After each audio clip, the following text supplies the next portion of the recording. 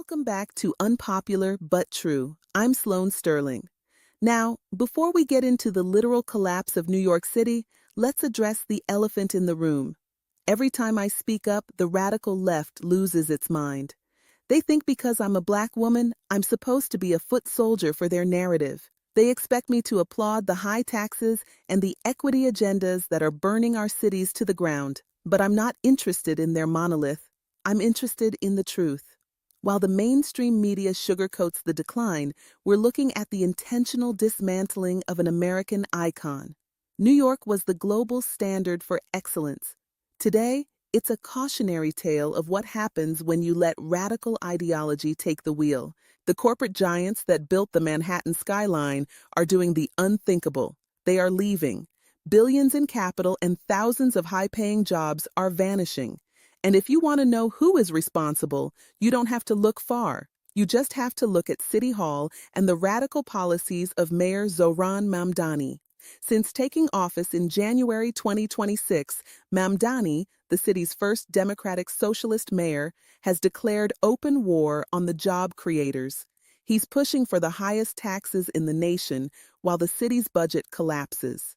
To him, this is social justice. To anyone with a brain, it's an economic suicide note.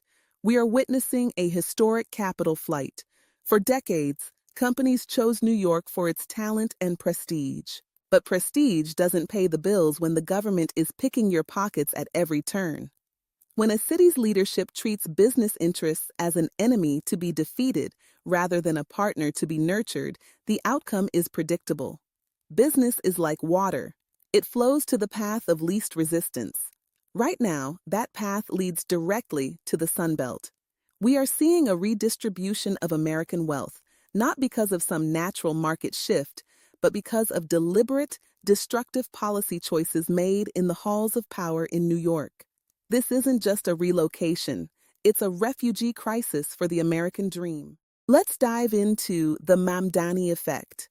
In November 2025, the voters chose a radical experiment, and now they're getting exactly what they voted for. Mamdani's first move was a proposed 2 percentage point hike on the city's income tax for anyone earning over $1 million. To the radicals, that sounds like justice. But let's look at the math. New York already has some of the highest taxes in the world. When you combine his proposal with state taxes, the top marginal rate hits nearly 17%. 17%. That is 3.5 points higher than any other state in the union. And it's not just individuals. Mamdani wants to hike corporate taxes from 7.25% to 11.5%. He claims this will generate $9 billion for his social experiments like city-run grocery stores and free public transit. But here's the reality. Capital is mobile. When you treat the people who pay 40% of the city's taxes like a piggy bank, they don't just stay and pay. They vote with their feet. They move to places like Florida and Texas where they are actually welcome. This is the fundamental flaw of the socialist worldview, the belief that the rich are a static resource that can be harvested forever. They don't understand that wealth is created by people who have the freedom to take it elsewhere. By the time Mamdani realizes his mistake, the golden goose won't just be dead. It will be living in a tax-free mansion in Palm Beach. This isn't just about the top 1%. This is about the thousands of support jobs, the dry cleaners, the restaurants, and the local vendors who rely on those offices.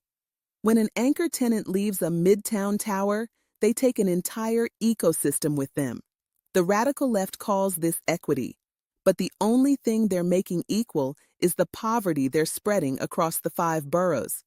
They are trading the city's future for a handful of political points and a failed ideology that has never worked anywhere it's been tried.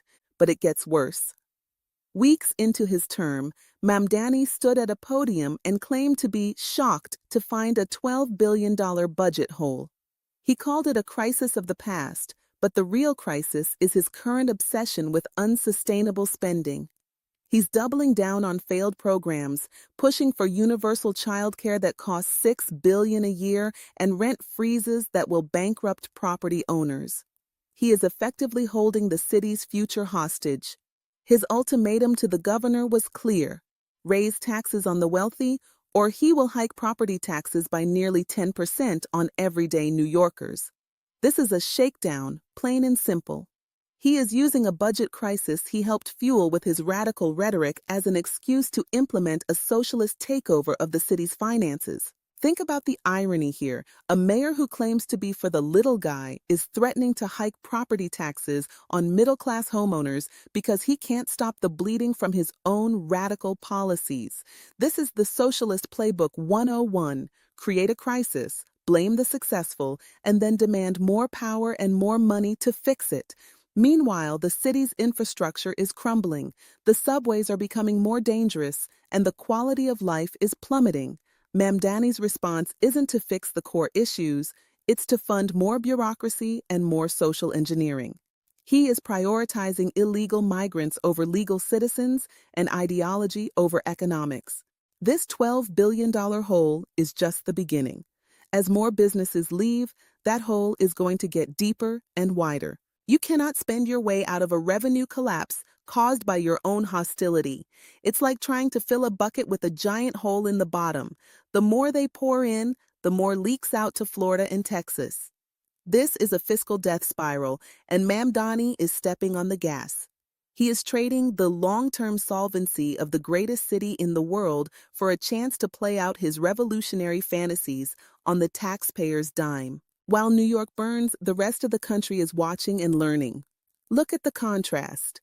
While Mamdani is busy demonizing success, mayors in Dallas and Miami are rolling out the red carpet. Texas and Florida have zero state income tax. In those states, they don't treat business leaders as liabilities to be disciplined. They treat them as assets. That's why we're seeing an avalanche of financial firms fleeing Manhattan. Companies like Goldman Sachs and JP Morgan are moving thousands of employees to Texas. They aren't just moving for the weather, they are moving for the freedom to operate without a radical government breathing down their necks.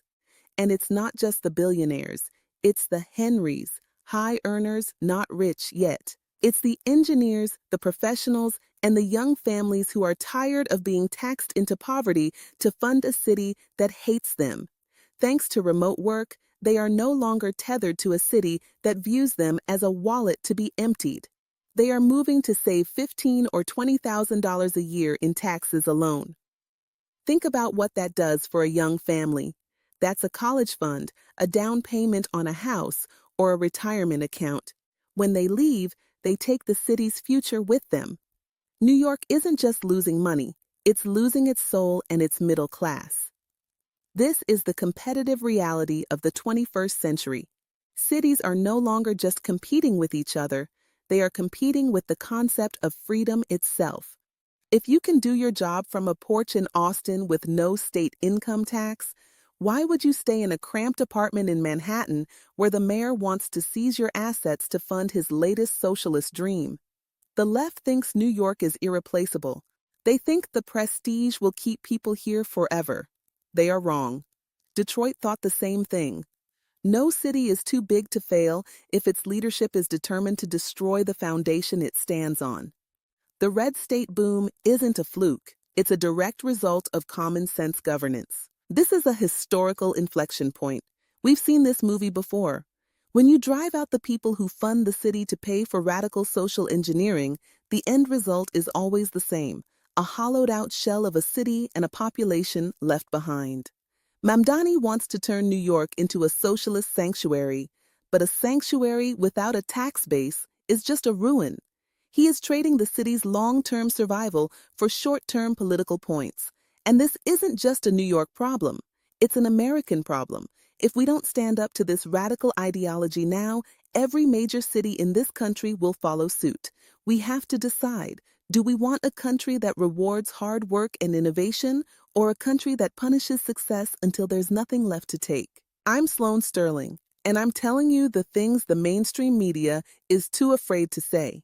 It's time for the silent majority to get loud. We need to stop apologizing for our values and start defending the systems that actually work. The truth is unpopular in some circles, but it's still the truth. New York can be saved, but it won't be saved by Mamdani's tax hikes or socialist shakedowns. It will be saved by a return to common sense, fiscal responsibility, and a respect for the people who actually build things. I want to hear from you. Is New York past the point of no return? Are you seeing this same radicalism creeping into your own town? Drop your thoughts in the comments. I read every one of them, and I'm not afraid of the debate. If you're tired of the woke spin and you're ready to stand for the American dream, you know what to do. Smash that like button, subscribe to Unpopular But True, and share this video with someone who needs to wake up. We are the counterculture now, and it's time we acted like it. Thanks for watching. I'll see you in the next one. Let's keep the truth alive no matter how unpopular it gets.